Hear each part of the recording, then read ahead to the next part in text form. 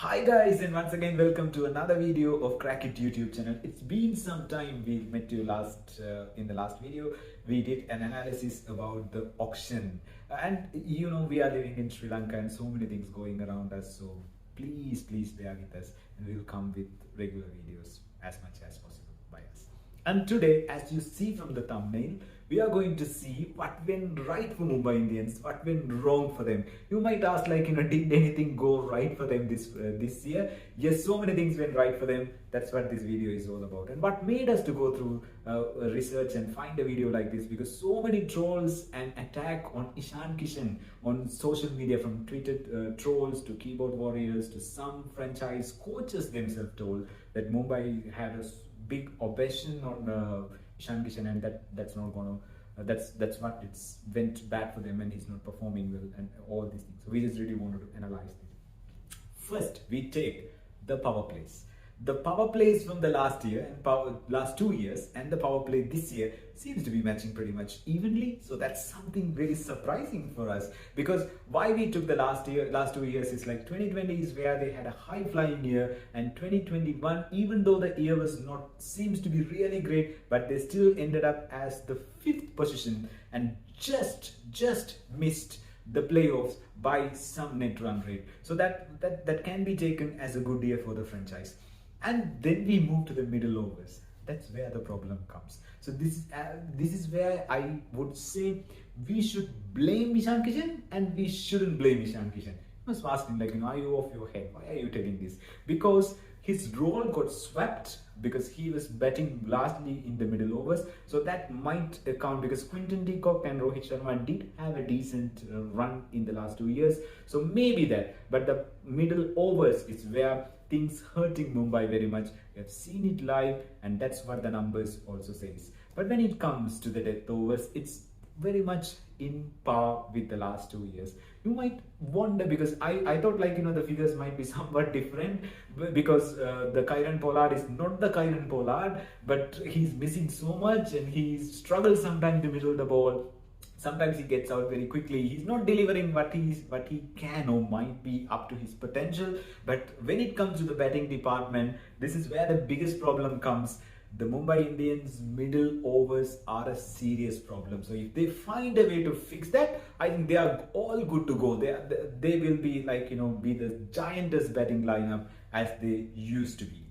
But here is a very important thing. Even though Mumbai matches their own numbers, the tournament average could have been gone, or the other franchises might be doing something better than Mumbai Indians. That we can't have anything.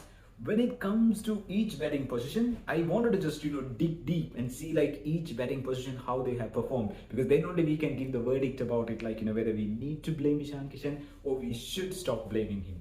And this is where the surprising thing has ever happened. In the opening slot, I understand there is a dip in the runs and average, but number 3 surprisingly seems to be very much balanced. So this is very surprising for me, because the last year's Ishan Kishan, because he largely batted on number 3 in the last year. Maybe Tilak Verma is matching up perfectly. Left-handers, big hitters, and the way they bat go hand in hand. And then you come to the number 4. This year's number 4 is larger than the last year's number 4. That means most of the time, even every big knock that Surya Kumar Yadav played this year's Mumbai Indians, he came in number 4. So that may be the reason why, and he's in prime form. And then you find there's a fluctuation in number 5, and number 6 you find this year is lower than the last year. So that's where the Pollard's form comes a bit of a problem to Mumbai Indians.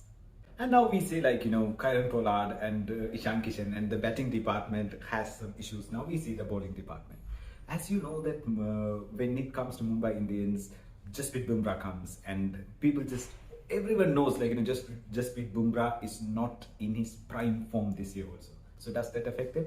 It does, but only it affects them in a very high rate when Mumbai Indians is defending the totals, because that's what they love it. But when it comes to when they are bowling first, it's pretty much seems to be the numbers are almost in parallel with each other.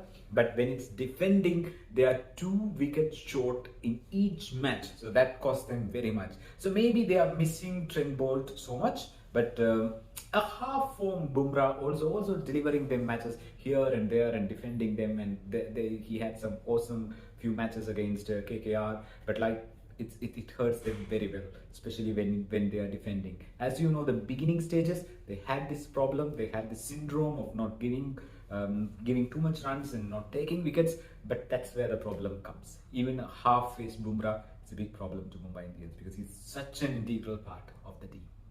Now we have seen the batting and the bowling and the key figures and all these things. Now we're going to see the team as a whole, how they have performed. And we have taken a very unique parameter for this. This is like the dot balls, which normally don't use, which normally people don't take it in a T20 batting analysis. But that's where the problem happens, and that's where the problem actually starts. Because with Mumbai, every phase they have more dot ball than the past 2 years. So that's where the real problems or real struggle comes. And as you know, they lost few key matches because Tilak Verma was trying to steal few single and got it. So that means the connection between the batsmen, especially when they are talking, and the calling between the runs is not happening there. And that's where the problem begins, because there's too much of dot balls, put pressure on batsmen, they try to steal some runs, some run outs, and the matches went the other way, and the cycle continues. So they need to find a way to have a better understanding between the batters, call well, run well, take some singles, rotate the strike.